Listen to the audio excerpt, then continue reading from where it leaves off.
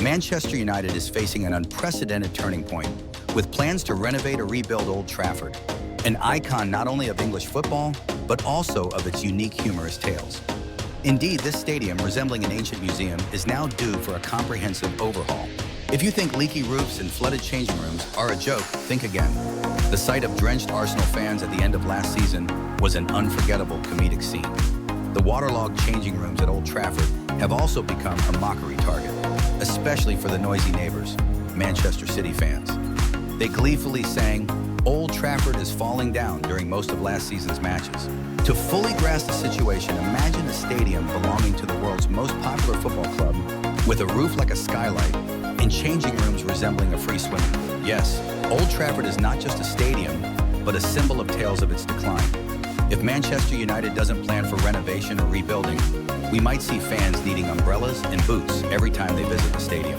Now, Sir Jim Ratcliffe and the Ineos group are donning the masks of heroes, preparing for a comprehensive revolution for the club. The cost to upgrade Old Trafford is estimated at about $1.1 billion, akin to major surgery, with the new stadium possibly having a capacity of up to 100,000 seats. This figure is half the cost of building an entirely new stadium and presents significant logistical challenges, including building around existing railway lines. But if Sir Jim Ratcliffe doesn't act soon, United fans may have to continue living with an unending renovation project. Under the new reign at United, Manchester United has shown a fresh breeze. Since joining in February, Sir Jim Ratcliffe has initiated a series of revolutionary steps. The club now has a new CEO, a new sports director, and a new technical director. Renovating the training ground is a step in the right direction, but we cannot forget that demolishing Old Trafford and building a completely new stadium could cost up to $2 billion, figure that makes one exclaim, "Oh, that's crazy." Though costly, this is a necessary step to ensure United isn't stuck in the past, especially as their glory is increasingly overshadowed by their city rivals.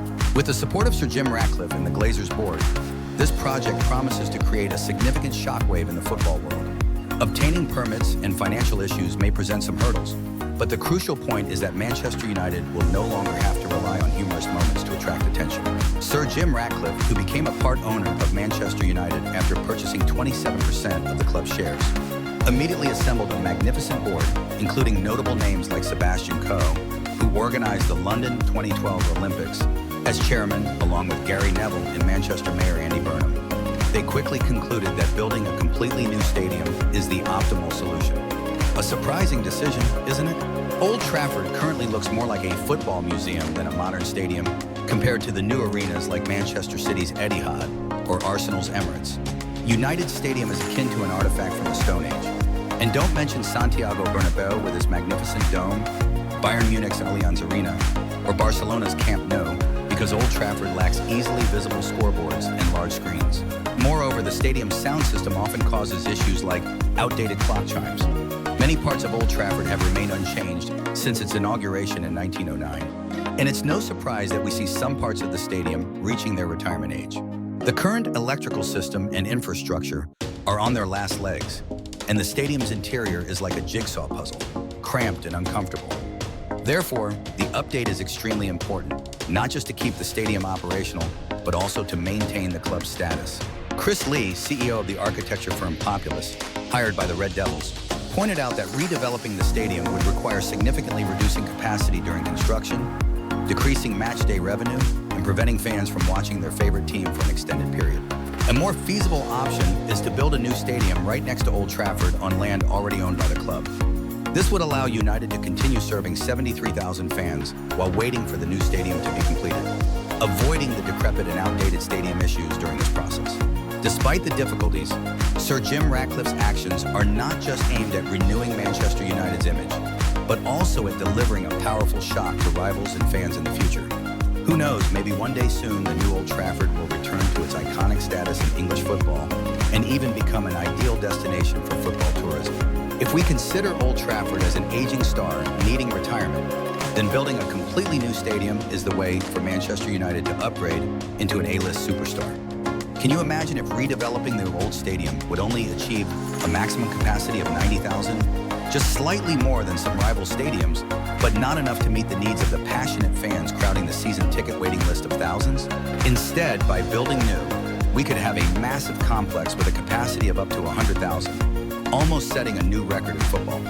With over 330,000 official members and 120,000 people on the waiting list for tickets, the new stadium will not just be an infrastructure project, but a miracle for fans dreaming of not having to fight through massive queues every time they want to watch their favorite team.